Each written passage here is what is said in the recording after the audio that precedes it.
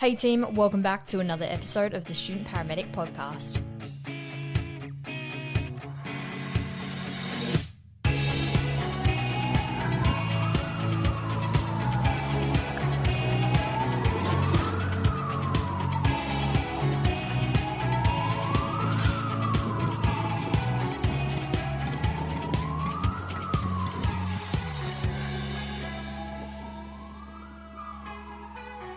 My name is Brayden, and I'm joined here today by Alex. Hey guys, and I'm joined here by Corey as well. Hey guys, how are you? And we are joined by Tammie Bullard. Now, Tammie has written The Good, the Bad, and the Ugly Paramedic, and she is joined with us today to give us an insight into attitude and reflection and all these different aspects of the job that don't necessarily get taught about at university. She's releasing a new book, and that'll be coming out next week as of the time we're recording this, and we'll have a chat a bit about that book as well. So, Tammie, would you like to introduce yourself? Hi guys, thanks very much for having me. My name's Tammie Bullard. I live in Western Australia, and I'm a registered paramedic and writer and author and educator. Very nice. So, our first question off the rank for you is, what drove you to write The Good, the Bad, and the Ugly Paramedic? It's probably one of the most often asked questions, and it's good. I'm beginning to formulate my answer as I go along, because I was always kind of vague on how it came about. But I did an interview the other day, and I think I finally narrowed it down, and the catalyst for it was a list for new students that I was teaching and precepting on road and at uni at the same time. So I came up with a list of things to make their life easier when they start on road. That's not a new thing. That's just something that I've copied from other people. I was handed something similar, just a couple of sheets of printed information, but I put together quite a complex list with lots of attitude-based things in it, and started delivering that to students as I was teaching. And then on talking to other people, everybody had an opinion about what they would like to see included in the list. So I gradually just compiled a bigger list of a culmination of hundreds or potentially 1,000 or a couple of thousand of people's ideas of what they think makes good, what they think makes ugly, and what they think makes the bad in the middle. And then from there came up with the sliding scale approach, like our pain scale. So it was, you can check yourself on a daily basis where you fall on the scale of good to bad to ugly. And that's where the book came from there. That's a really good insight to how you want to change that, make that book and make a difference in the paramedicine, patient care and professionalism. You mentioned in your book that it took you 4 years to write it. So has your plan or the vision for that book changed in the duration it took you to write? Yeah, absolutely. It took 4 years to write, partly because of study and teaching commitments and family commitments, but also because I was chewing it over in my head a lot. It never started off as something structured, like I want to write a book and then here's the format, because it just gradually, it was a passion project of something I was just going to hand to people because I was passionate about the subject of best patient care and our perception of paramedic professionalism from the general public. So it was a passion project. That's why it took 4 years. And when I finally finished some formation of the book and decided to actually publish it, instead of just hand it out as a printed set of sheets of paper, the whole premise of the thing was just completely fresh. I had no idea, completely blank mind about where it was going to go from there. So basically, I put together the book, released it in the way that I felt it was, how I wanted it to be delivered, how I wanted the message to come across. And really, in all honesty, I had no vision at that point for where the book would go. Fast forward 2 years since the release of the first book, and it's been really interesting. It was more based around something that I would publish, and I kind of saw it as more of something on Australian shores that people would read, and maybe it would just help people to form their own ideas instead of just copying what they see. But it's actually exploded into something that is surprisingly heavy uptake in the US, in Canada, in the UK, New Zealand, and other countries, and particularly Germany for some reason. It's been really interesting where it's gone from there. And now I get to do nice things that I enjoy, like writing for EMS1, EMS World, Australian Emergency Services magazine, places like that where the continuation of the passion project gets to filter all the way through.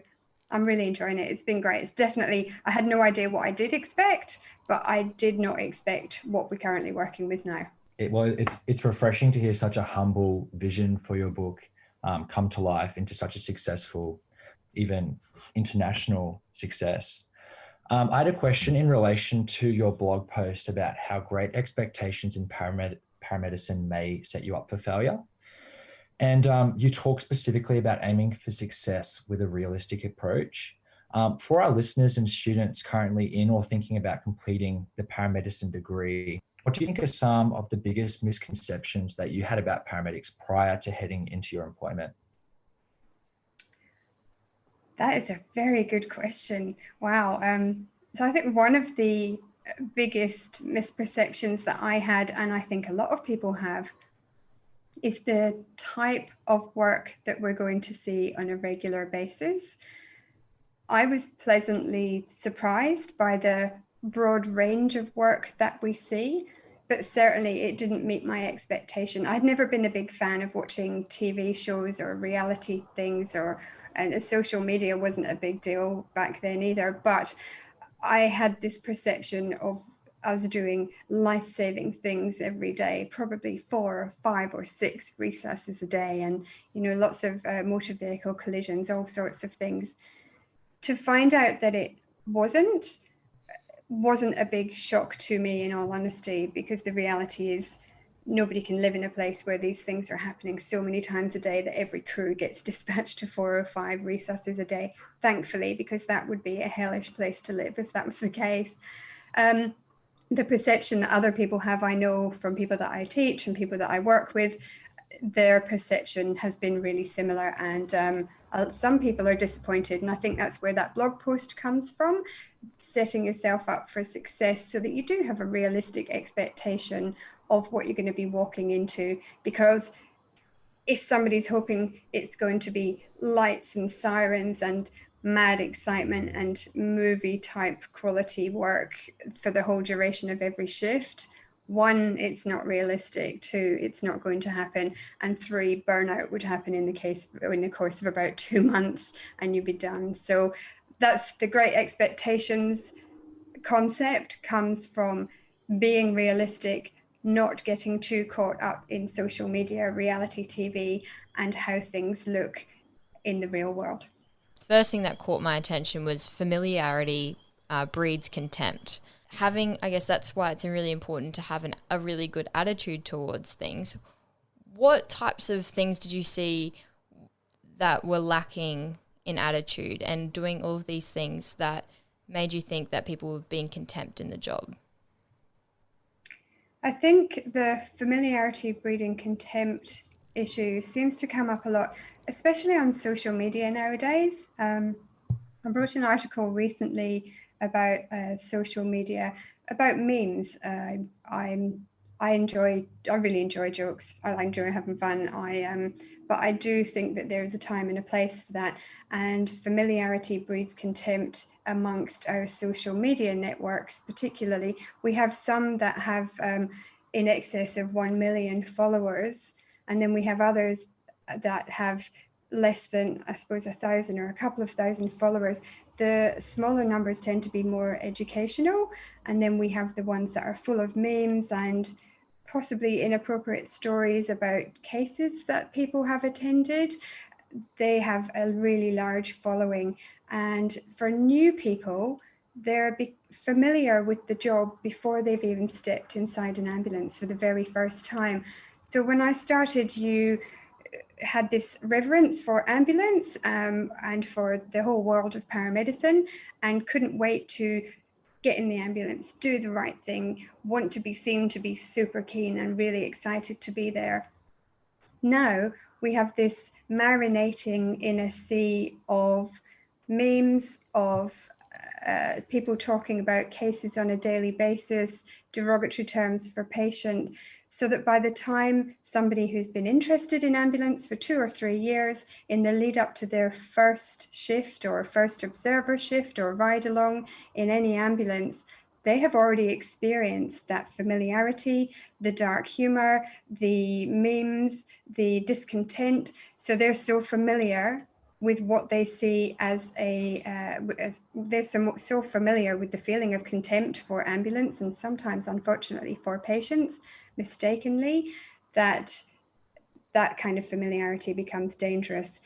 The other concept that it talks about in the book is how we become so familiar in our ambulance, which is our office effectively, or when we're in a hospital corridor, if we go to the same hospital and we're ramped for 4, 5, 6 hours at a time on every shift in the same hospital, we get really familiar with the surroundings. We're naturally hardwired as humans to seek comfort. Therefore, we try and get comfortable in those surroundings that we become familiar with. But what we find easy to forget, as does everybody, not just paramedics, is that the patients that we are accompanying, that are with us in that corridor or in that ambulance or in a different setting that we're all in together, those people are not familiar with the surroundings, not familiar with the situation, and also not familiar with the terminology that may be used.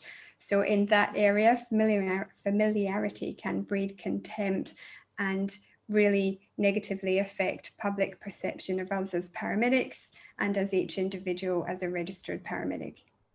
That's such a sad reality, but such an amazing point that you've just brought up about that. There's this really good study I like. It's done by the New York Times, where they take 10,000 first-year intakes from a Army training academy, and they basically ask them, what's your goals for your career? And then they come back 10 years later and see where they are in their career. And those that had those extrinsic goals of saying, like, I want to, for instance of this, like, I want to become a CCP, 9 times out of 10, they weren't in the job anymore because they put so much pressure on themselves from such a small time that then now that they're out. But then those that had like those intrinsic goals and they basically said, I just want to become like the best paramedic that I can possibly be, they're still in their jobs, they're in those higher up positions, and they're in those better attitudes towards the job and better feelings. And I think that way there, kind of expecting yourself to be better rather than expecting the job to be better, I think that's a really important factor. Now, you mentioned in the book that it's like how it's such a highly competitive profession, and therefore you're kind of forced right from the beginning to find ways that give us an edge. As a student, what can we, like from your reflection, what could we do to, give us an edge of patient care? Great question. The bit I enjoyed writing that book that bit in the book where it talks about what does give us the edge, because it's such a competitive industry to get into and in such a competitive industry to progress within. So me personally, anybody that's listening to this is perfectly entitled to disagree, and I may have forgotten something that's really important. But for me, as a current practicing paramedic and as an educator, and I do other things, I do peer reviews of research articles, things like that. When I'm looking at the broad spectrum of paramedicine, I personally feel that something that gives a great edge for any student is humility and honesty with themselves and others. If I'm assessing somebody, and again, so this is from my point of view, not broadly speaking, if I'm assessing somebody, I don't expect them to be perfect, because assessments or CIMEXs or OSCEs, whatever it is that you do in whichever ambulance state or service you're working in, there's no expectation of perfection. What I'm looking at is if that person is going to care for my family. I have 2 adult children, and if I think of those in any emergency situation, I'm picturing that person caring for my people. And if they can be humble in what they're doing and not try to prove a point, not try to use humor to distract my attention, because that's not going to work either. If they're not trying to look like some superhero that's slick, that's of no interest to me. What I'm interested in is, can they connect with that patient? Be it a mannequin or a real human, makes no difference. We have to connect with the person that we're striking up rapport with, if they can connect, if they can make good decisions, and if they can be honest. So instead of, if you go, say you go from a D to A to E assessment in an examination or an assessment, and you forget something along the way, I have seen people pretend that it didn't happen and hope that I've missed it. I haven't missed it because there's a tick box in front of me. As with most assessors, there's certain areas that need to be fulfilled. It's okay to go, I remember I need to go back to check a BGL at D. That's okay. It also has the added edge. This is the edge that I love and what I look for most in students that are going to be really great paramedics, that they're able to humbly be honest and admit that they don't know everything, that they can't know everything, and that they're really keen to learn, and that patient care matters more to them than how they appear to either the assessor or to the general public around them. For me personally, that's the edge that somebody can bring to any assessment, and then also ultimately to their patient care. That's awesome. I think it's so refreshing to hear from an actual paramedic that you're not striving for perfection from your students. You're just striving for honesty. And I think that's awesome. And I think it leads into my next question I had about one of your blog posts, and it's titled, "If Paramedics Had the Ego of Ants." And I love that. I love that, the title that you've put that for. And I love how you talk about how we need an ego because it's vital to be confident in our patient care, but it can also become an issue when it prevents us from listening to suggestions of better and safer ways to do things. So as paramedics, we know it's vital to have an ego and to be confident in our practice, but it's also vital to have a teachable attitude to avoid complacency. What would be some tips or habits that students can implement to hit the correct balance of ego to teachability on their placements? Well, great question. The question of ego comes up so often in our job and in our industry, and it's such a fine balance between the two. Whenever I write something about ego, it also brings up some really interesting discussion from both sides of the fence. So I think for students in their placements, balancing that ego can be as easy as literally picturing yourself being in a seat. If there's two seats in an ambulance, are we in the ego seat or the patient care seat? The patient care seat is a slightly more uncomfortable seat to try and relax into, because there's never going to be a point that you can just put everything behind you and tick the box and say, yeah, I've got this. That's not going to happen, because we're always going to be looking for something else to be done, something that we can question ourselves on, that we can maybe fine tune. The ego seat can be a really comfortable place for lots of people to sit, because by sitting there and not thinking so much about the patient, it's easy to just cruise on by and leave the things behind. No need to second guess anything that we do. No need to fine tune anything. No need to be concerned or spend any time thinking about things that we could perhaps improve on. So as simple as picturing yourself in a seat, and that seat driving towards your own family members. Which seat would you like me to be in when I turn up to your family members? And which seat would I like you to be in when you turn up to mine? I think that simplifies it, and I've only worked that out over several years of teaching and how to help people find a really easy way to just check themselves, particularly when they're working with somebody where they feel more vulnerable or slightly ridiculed perhaps, or somebody that's waiting for opportunities to laugh at them and feel silly. That's the dangerous point that we can all get to when we want to sit in the ego seat to protect ourselves, protect our ego. But even still, it's worth the discomfort to slide back into the patient care seat and work from there. That's really, really nice, actually, the way to put it, because it's a simple way, I guess, to check yourself and go, am I doing the right thing? That ties in nicely with one of the chapters in your book, Beware the Bluff, but Wear It Well. And so you give this, this too much of an ego, this thought that I have to be good at everything, I have to know everything type of attitude, I guess. You could call it the bluff. How can students start to recognize what the bluff is in themselves and how to start recognizing when they should take it off? Okay. The bluff has been an interesting concept for lots of people, particularly police, other first responders and nurses. It's something that we all have to do. I've explained in various interviews that if I turn up today in my white t-shirt and my warm cardigan, if I turn up like this in my personal vehicle, in my normal everyday clothes, I cannot make myself go into several of the jobs that I would go in uniform. So the uniform itself gives us that slight edge of being able to manage a scene or have the confidence to walk in. If we put all of us, all paramedics, in uniform, we also need to have an edge that we can bring to perhaps more stressful jobs or more stressful situations. So the bluff is something that, as you say, described in the book, is like a cloak. We don this cloak and then we can walk in. It's particularly useful for things like turning up on a really confronting scene. Doesn't matter how much we read or prepare for some of the things that we see. Turning up with the sights, sounds, and smells of that scene are almost impossible to deal with in the moment, yet the people there expect us to make a very quick decision about what needs to happen and to give direction.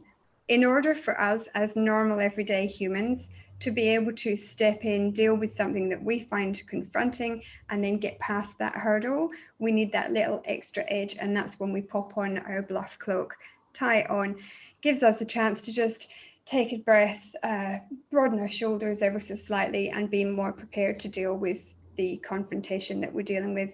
Other aspects can be literally walking into a scary house. You might be walking in with a partner, both of you are frightened, but one of you needs to be able to don the bluff and say, okay, this is what's going to happen, so that we can bring a bit of order to potential chaos that's happening. And then also amongst our colleagues, this is where it becomes more dangerous if we don't take it off. Amongst our colleagues and our families, patients look to us for answers. We generally can give them some kind of answer. If we wear the bluff too often, we become so comfortable with the feeling of always being able to bluff an answer that we forget or we avoid the vulnerability involved in not wearing that bluff cloak and being able to say, hey, I don't know, or being able to say, I'm not sure, should we look it up together?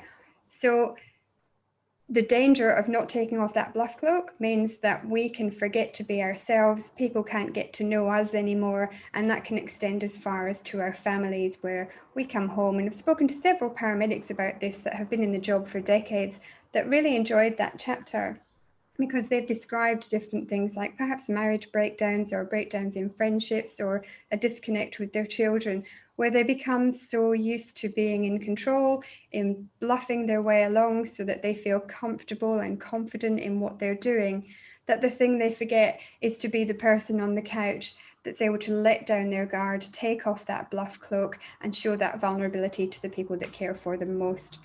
In terms of students using it, again, picturing it seems to work. The reason that in this book and in other books that I've written or I'm writing, I've tried to come up with visual concepts, is that it takes the pressure of the sense of self out of the concept. It's very difficult to, when we're under pressure, to say, hey, you're being silly, stop doing this, or recognizing something that we're doing. If we can picture these things as an actual visual concept, i.e. walk into a job, take that bluff cloak from out of behind the seat in the ambulance, pop it on, wear it, but then actively take it off when you get back into the ambulance, so that you're able to have a proper debrief with your crewmate, so that you're able to have a decent conversation with the support or well-being people in your organization, so that you're able to get yourself back to who you are and not get caught up in the bluff as you go.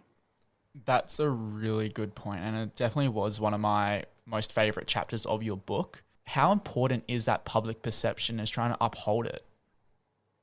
Oh, so important, especially this year. I've done a lot of work with different ambulance services or organizations in the US in this last 6 months or so with pandemia. It's been amazing how public perception, one of the big complaints of a lot of paramedics is not enjoying being called an ambulance driver. So our public perception is we may want to be called professional paramedics, Therefore, it's really important that we behave as professional paramedics at all times when we're in uniform so that public perception doesn't dip. Currently in Australia, we're really fortunate to be a trusted profession, although our numbers are dropping. I think don't quote me on this, 7 or 8 years in a row, we were voted the most trusted profession in Australia in, I think it was the Reader's Digest surveys. But we're gradually dropping in the charts ever so slightly in favour of other professions. However, we are still up there on the list of highly respected professions in our country. It's not going to take many issues for that to change, as we've seen with other organisations in different parts of the world. You can be in favour 1 minute and then you can be completely out of favour the next minute. And there's a chapter about public perception means everything. The things that we do in front of the public are second nature to us because, as we talked about earlier, we've become familiar with our surroundings. The public, however, are not so familiar with us being there. So their perception of our everyday moves is interesting. One of the things that attracted to us to paramedicine was no doubt that we saw ambulances around, or we saw paramedics, or we saw something on TV. But unlike most jobs, something out in the public eye attracted us to this. We noticed it somewhere. The fact that we noticed this profession and wanted to be involved, it's very important that we remember that other people are noticing our profession, and they may not want to be involved, but they do want to be cared for by us. Therefore, they need to have trust in what we do.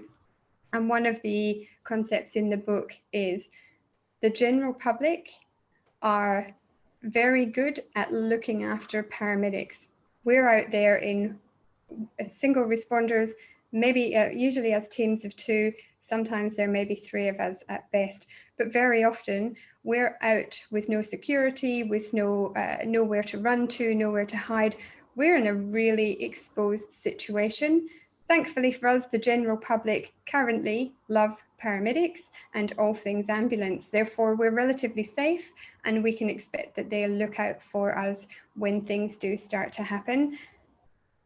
How we behave now to uphold that respect and that positive public perception certainly shapes our safety and how well we are perceived in the future. And that extends to, as talked about in the book, public perception on the ramp. If a patient is listening to our conversation for 2, 3, 4 hours at a time, what are we talking about? Who are we talking about? Does it involve patient care? How we're perceived by doctors and nurses and allied health professions and police and fireys that we work with? How we're perceived by our everyday general public as we're walking along? How we converse in coffee shops, the topics that we discuss, and whether we're eliciting trust in them or whether we're making them disappointed in our behaviour. Public perception factors into everything we do. The entire time that our career is based in the general public's eye, then public perception is key in everything that we do. That's awesome. Such a great response. Moving on from the public perception, I just wanted to ask a question about personal relationships within the workforce or within other health professionals.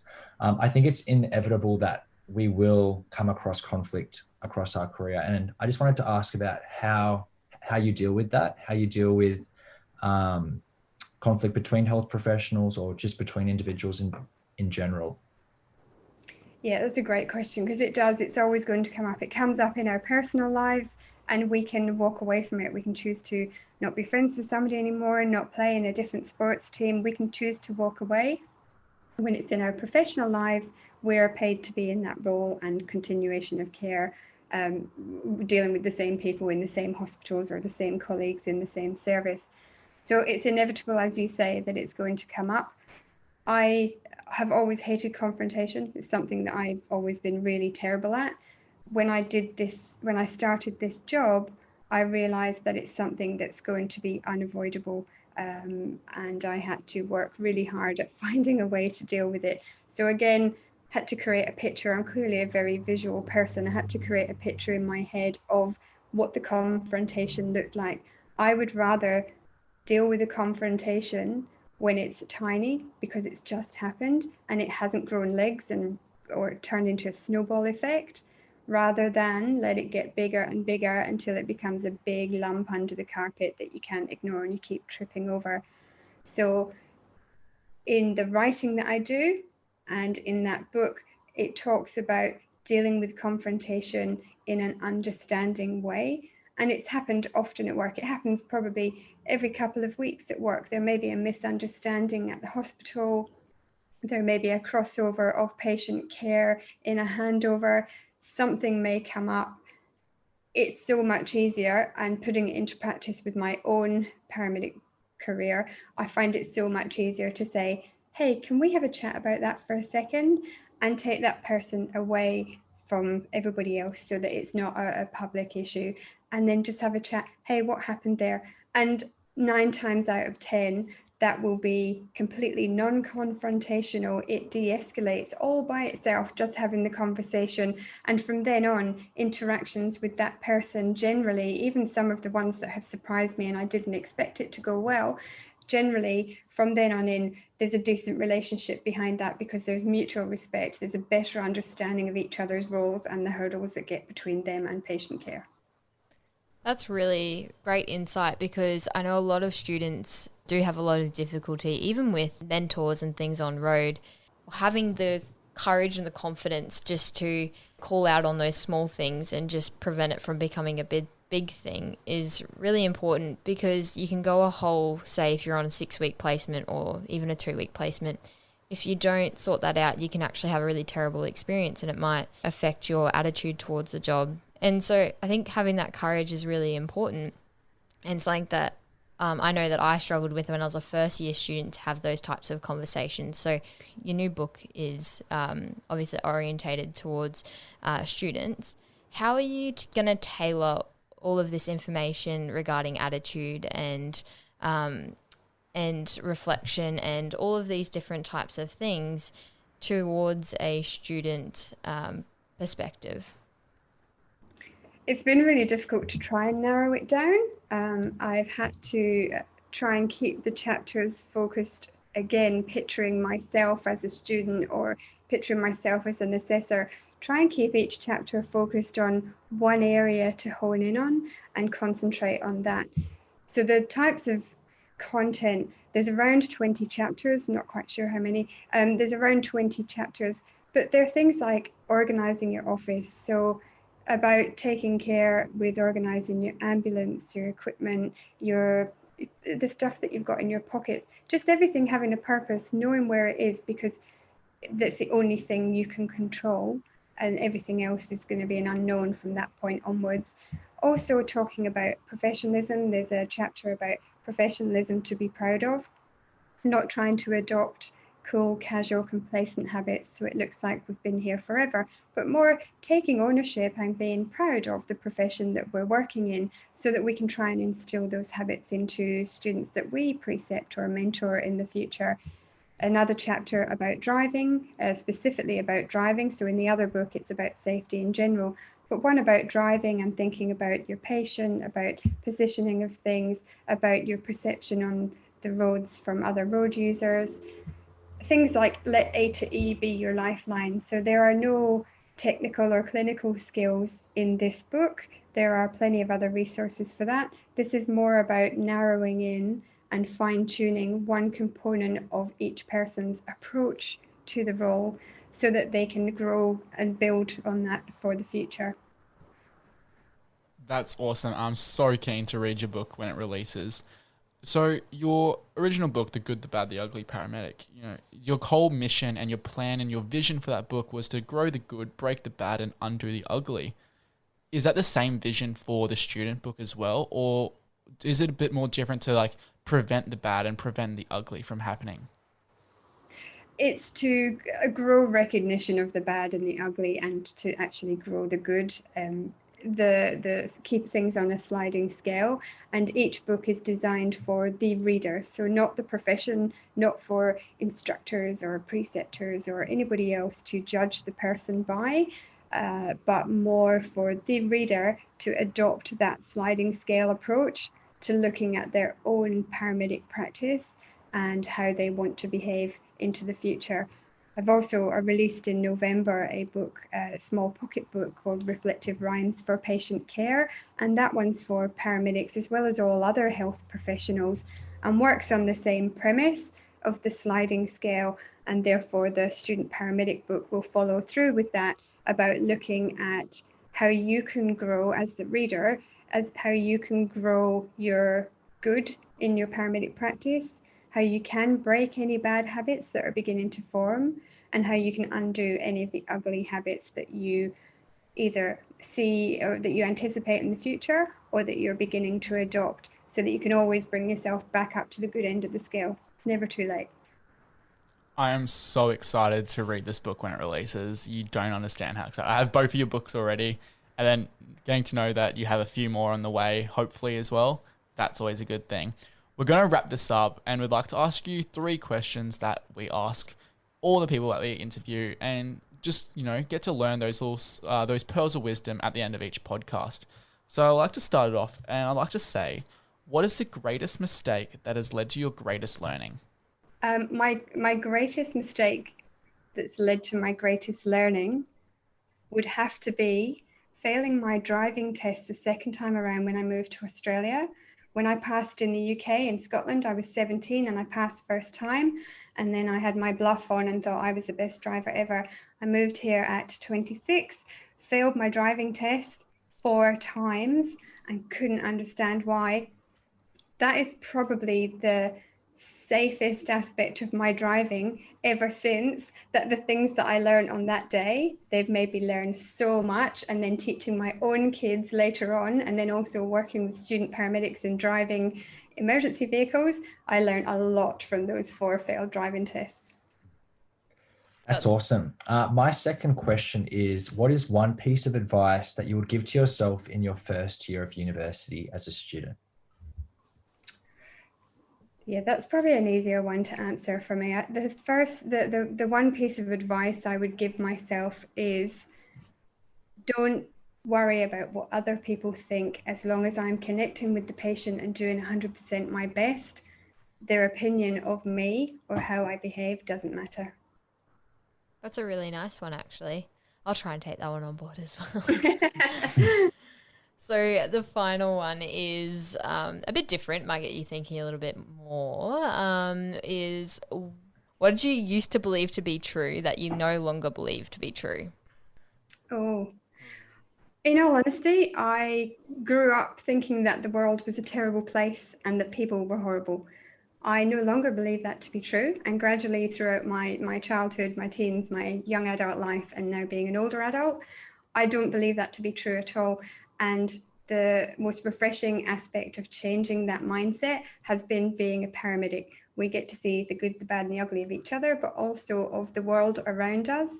And as much as that famous question, hey, you must see some terrible things, I always answer those people with, we get to see some amazing things, the lovely things that we see out in the world.